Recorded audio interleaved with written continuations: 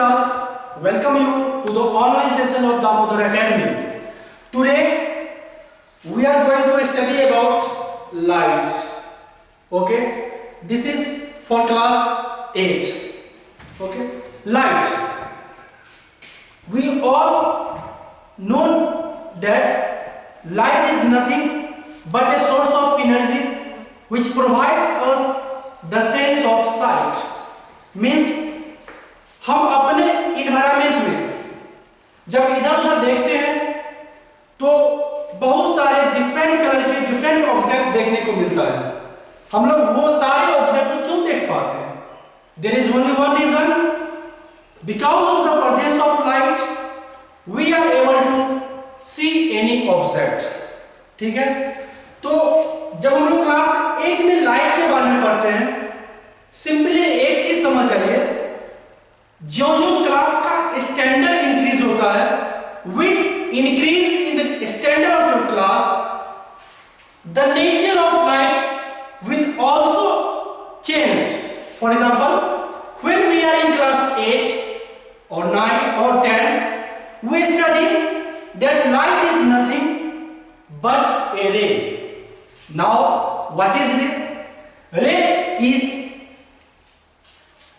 Ray is a light which follow in a straight line.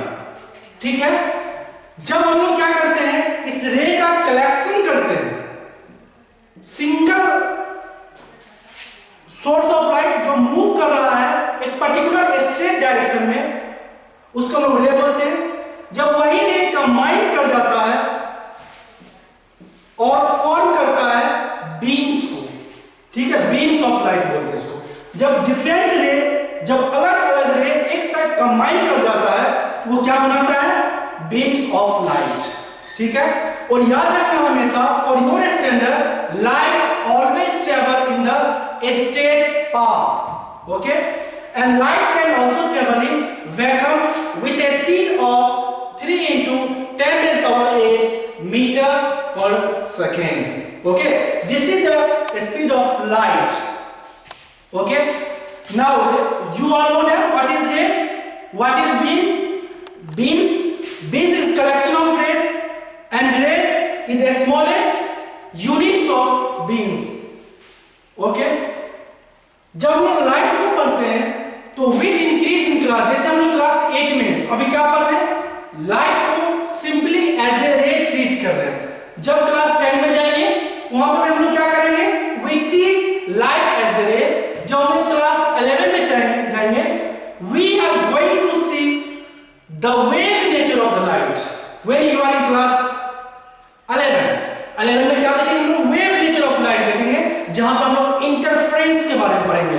जैसे constructive interference होता है, destructive interference होता है, ये सब हम लोग क्लास 11 में पढ़ेंगे। जब हम लोग क्लास 12 में रहेंगे तो photo electric effect of light के बारे में पढ़ेंगे। लाइट को एज ए पार्टिकल्स ट्रीट करेंगे। तो लाइट वेव नेचर को भी शो करता है, लाइट रेज नेचर को भी शो करता है, लाइट पार्टिकल नेचर को भी शो करता है। बट आपके स्टैंडर्ड में हम लोग लाइट को एज ए रे ट्रीट करेंगे, जो रे एक स्ट्रेट लाइन में मूव करता हो। ठीक है, यहां तक कोई दिक्कत?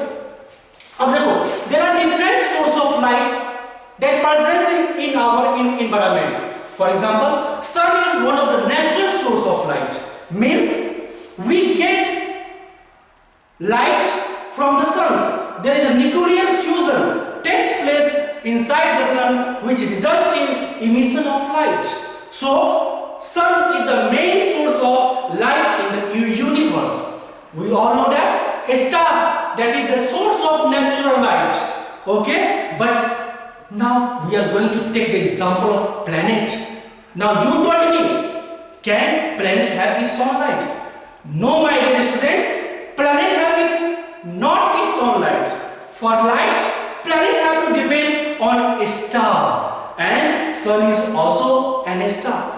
Sun is also a star, so Earth is a planet which get light from sun. Okay? अब जो भी सोर्स होता है लाइट, सोर्स के बेस पे लाइट दो टाइप के होते हैं। एक होता है लुमिनियस ऑब्जेक्ट, जो भी ऑब्जेक्ट होते हैं दो टाइप के होते हैं, एक को बोलते हैं लुमिनियस ऑब्जेक्ट, एक को non luminous object. Now there is question in your mind that what is luminous object and what is non luminous object. Luminous object are those object which have its own light. For example, sun.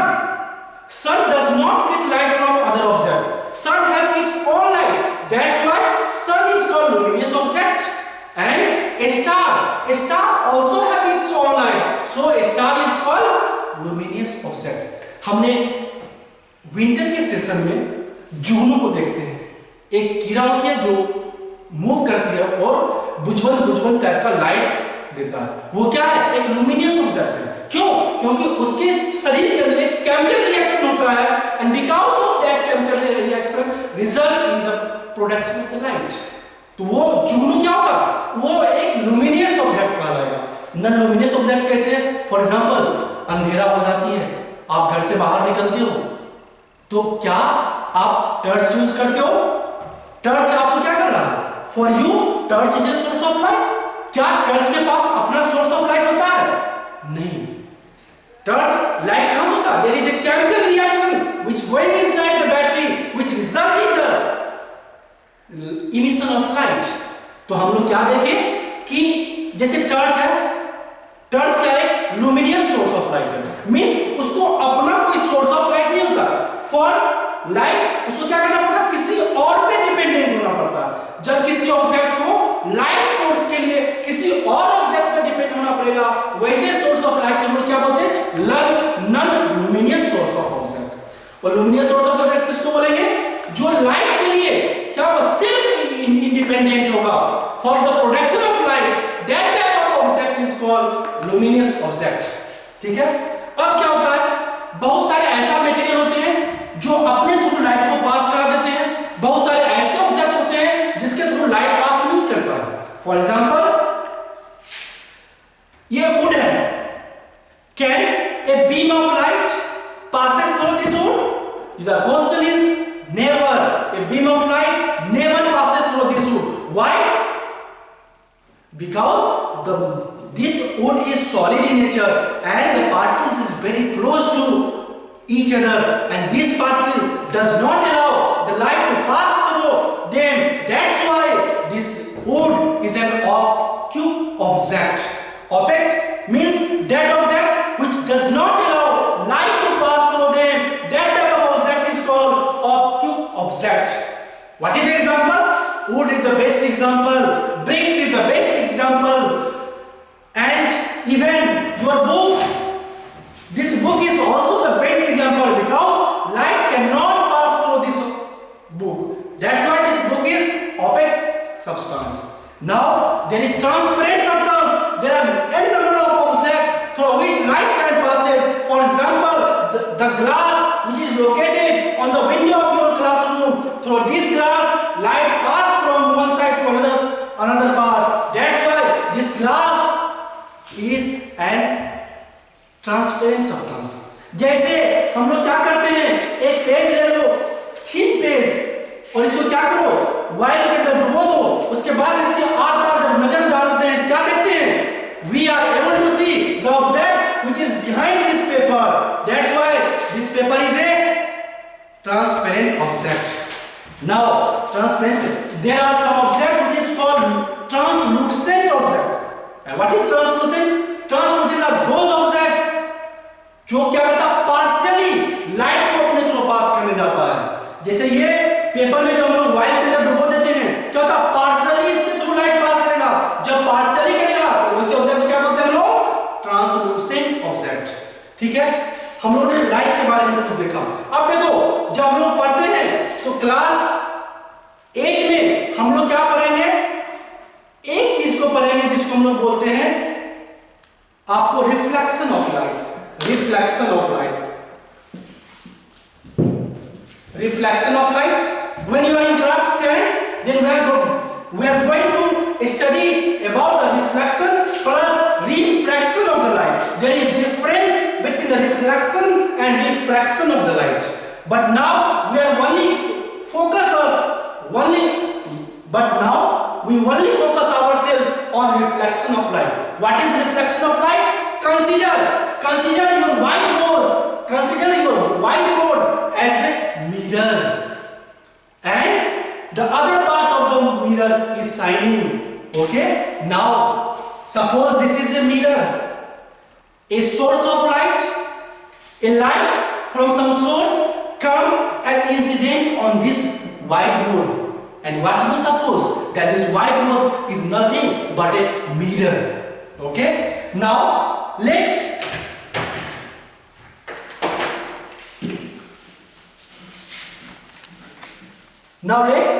this is the mirror and it is shining. Okay, a light from some source comes and incident on the surface.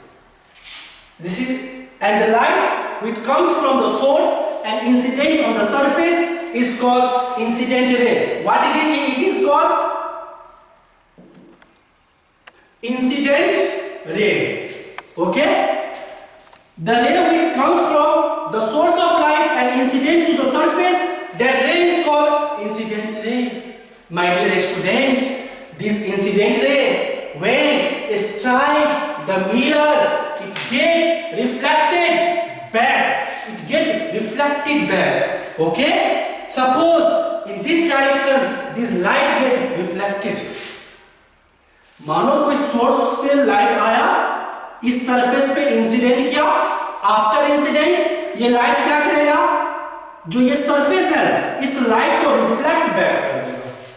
ठीक है, अब याद रखना, जो रे of light reflect हो रहा है उसको हम लोग क्या बोलते हैं? Reflected light. क्या बोलते हैं? रिफ्लेक्टेड रे बोलते हैं.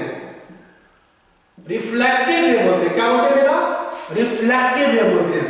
अब याद रखना, ये जो इंसिडेंट रे है, ये जो रिफ्लेक्टेड रे है, ये सर्टेन लॉ को फॉलो करता है. Now we are going to study about that law. The first law, पहला लॉ, हमारे माइंड में क्वेश्चन आएगा, जो ये इंसिडेंट रे ऑफ लाइट जब सरफेस पे मिरर पे इंसिडेंट किया, आफ्टर इंसिडेंट ये रे ऑफ लाइट क्या करेगा? रिफ्लेक्टेड बैक करेगा. अब ये किस लॉ को, किस पैटर्न को फॉलो करेगा? इसके लिए हम लोग क्या करते हैं? सिंपली कुछ मत करो, जिस पॉइंट पे इंसिडेंट रे आके गिरा और रिफ्लेक्टेड रे बैक हुआ, उस पॉइंट से एक नॉर्मल ड्रॉ करो. क्या किया हमने? एक नॉर्मल को ड्रॉ किए. Now what is normal? Normal is nothing but a line that is perpendicular to the surface. That line is called normal. अब ये क्या है? एक मान लो सरफेस है, इस पे ये लाइन क्या है? परपेंडिकुलर है बेटा. और जो लाइन परपेंडिकुलर होता है बेटा, उसी को हम लोग क्या बोलते हैं? नॉर्मल बोलते हैं. हमने क्या किया? जिस पॉइंट पे इंसिडेंट रे आके गिरा और उसके बाद क्या हुआ? रिफ्लेक्ट हुआ. इस पॉइंट से हमने क्या किया? एक नॉर्मल को ड्रॉ किया. ये नॉर्मल क्या है? This point is perpendicular to the mirror surface. Okay, जब इस नॉर्मल को ड्रॉ किए, हमने क्या किया? एंगल को मेजर किया. नाउ किस एंगल को मेजर किया? याद रखना, इंसिडेंट रे और नॉर्मल, ये नॉर्मल है मेरा, ये क्या है? इंसिडेंट रे. ये दोनों के बीच में जो एंगल बनता है उसी को हम लोग क्या बोलते हैं? Angle of incident. What is angle of incident?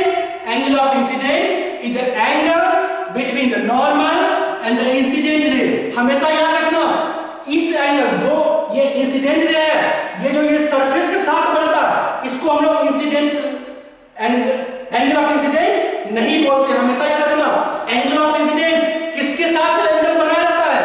Normal के साथ. किसका एंगल बनता है? इंसिडेंट रे का. तो जो ये एंगल है मेरा, ये एंगल, ये क्या है मेरा? इंसिडेंट रे है. ये क्या है? नॉर्मल है.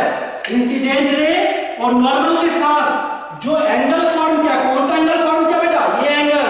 इस एंगल को क्या बोलते हैं? Angle of incident. And angle of incident is denoted by word called I.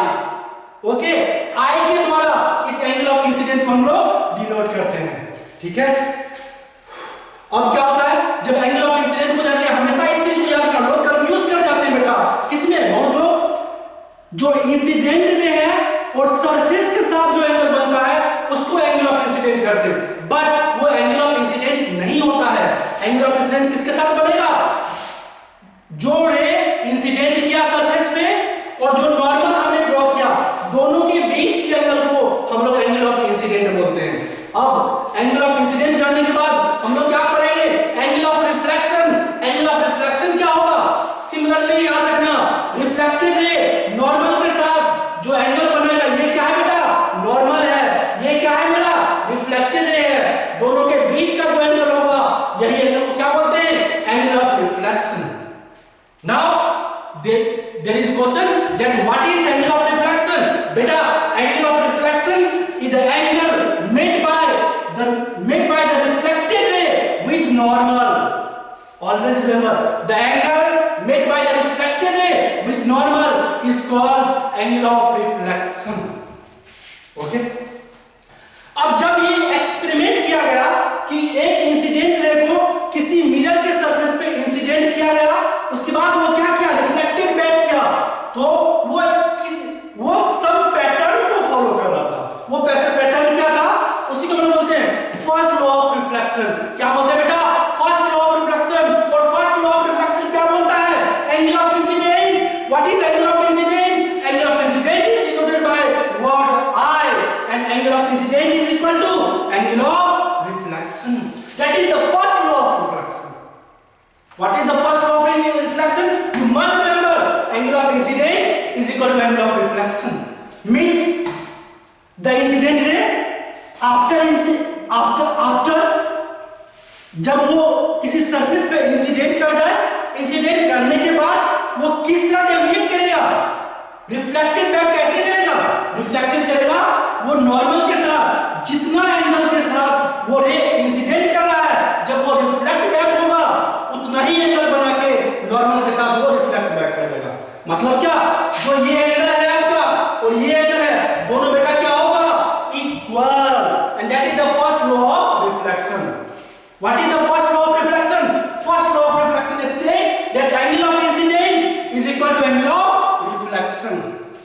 Okay, always remember, very very important point, हमेशा इसको याद रखना, angle of incident is equal to angle of reflection. This is the first law of reflection. And what is angle of incident? The angle made by the incident ray with the normal is called angle of incident. And what is angle of reflection? The angle made by the normal with the angle of with the reflected ray is called angle of reflection. And according to the first law of reflection, angle of incident is equal to angle of reflection. Now we are going to study about the second law. Second law of reflection. What is second law of reflection? Second law of reflection states simply that the incident ray, the normal and the reflected ray lies on the same plane. अब plane की बात करते हैं, plane होता क्या है, हम लोग बात करते हैं 2D plane, 3D plane. For example ये बुक है, ये क्या है, ये एक प्लेन में है। कौन से प्लेन में है? 2D प्लेन में। इसके पास क्या है, जब सामने से देखते हो इसके पास क्या है, लेंथ है, ब्रेथ है। मींस इसके पास क्या है, अगर हॉरिजॉन्टल एक्सिस को हम लोग एक्स एक्सिस मानते हैं और इसको वर्टिकल को हम लोग वाई मानते हैं, इसके पास कौन सा प्लेन है बेटा, जब सामने से आप देख रहे हो, जब सामने से देख रहे हैं तो क्या है, एक्स वाई प्लेन। ठीक है, अब ये बोर्ड है, ये बोर्ड क्या है, एक प्लेन है। ठीक है, अब हम लोग क्या करेंगे, सपोज करो ये एक प्लेन है, ये एक वॉल है, ये एक अलग प्लेन है, ऊपर दीवार देखो वो एक अलग प्लेन है। ठीक है, तो याद रखना जो एंगल ऑफ इंसिडेंट है, नॉर्मल है और रिफ्लेक्टेड है, तीनों सिर्फ और सिर्फ एक ही प्लेन पे लाई कर रहा है। और यहाँ पे एक प्लेन क्या है, वो ये प्लेन है। मींस सपोज करो ये एक प्लेन है मेरा, ठीक है, ये एक प्लेन है।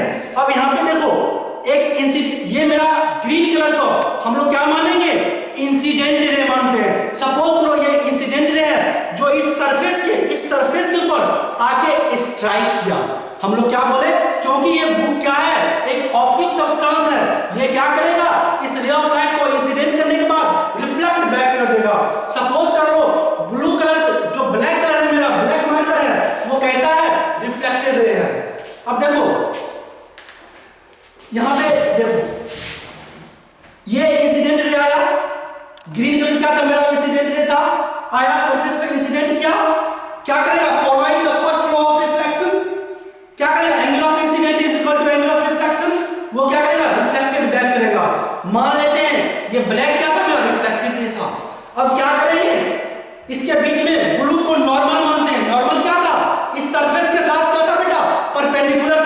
मान लो ये ब्लू मेरा क्या है, परपेंडिकुलर है।